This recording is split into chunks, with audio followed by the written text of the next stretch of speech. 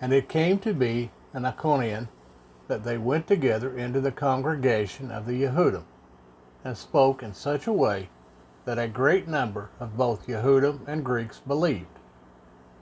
But the Yehudim who would not obey stirred up the Gentiles, and evilly influenced their beings against the brothers.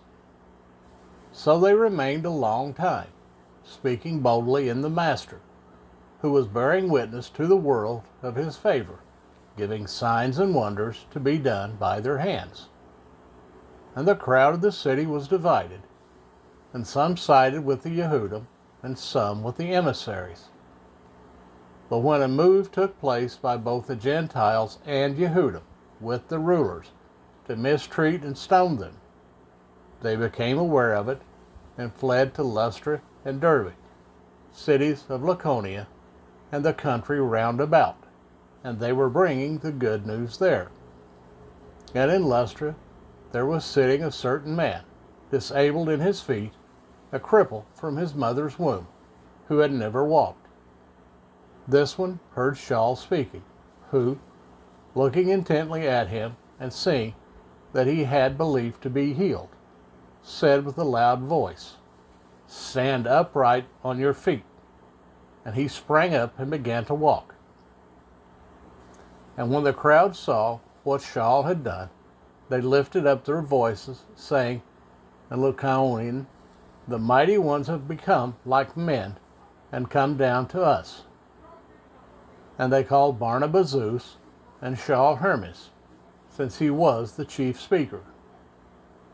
And the priest of Zeus, being in front of their city, brought oxen and wreaths to the gates, and wished to offer with the crowds. And when the emissaries, Barnabas and Shaul, heard this, they tore their garments and ran in among the crowd, crying out, and saying, "Men, why are you doing this? We also are men with the same nature as you, bringing to you the good news, to turn from these worthless matters to the living Elohim, who made the heaven and the earth and the sea and all that is in them, who in past generations allowed all the nations to walk in their own ways, though, indeed, he did not leave himself without witness, doing good, giving us rain from heaven and fruit-bearing seasons, filling our hearts with food and gladness." Even with these words, they still had difficulty in stopping the crowds from offering to them. But Yehudim arrived from Antioch and Iconium. Having won over the crowds, they stoned Shaul, dragged him out of the city, thinking he was dead. But while the taught ones gathered around him, he rose up and went into the city, and on the next day he went away with Barnabas to Derbe. And having brought the good news to that city, and having made many taught ones, they returned to Lystra and Iconium and Antioch, strengthening the beings of the taught ones, encouraging them to continue in the belief, and that through many pressures we have to enter the reign of Elohim.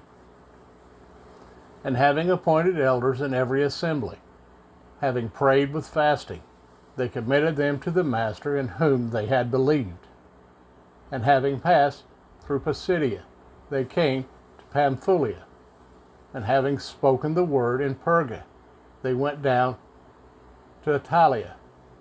And from there they sailed to Antioch, where they had been committed to the favor of Elohim for the work which they had completed. And having arrived, and having gathered together the assembly, they related all that Elohim had done with them, and that he had opened the door of belief to the Gentiles. And they remained there a long time with the taught ones.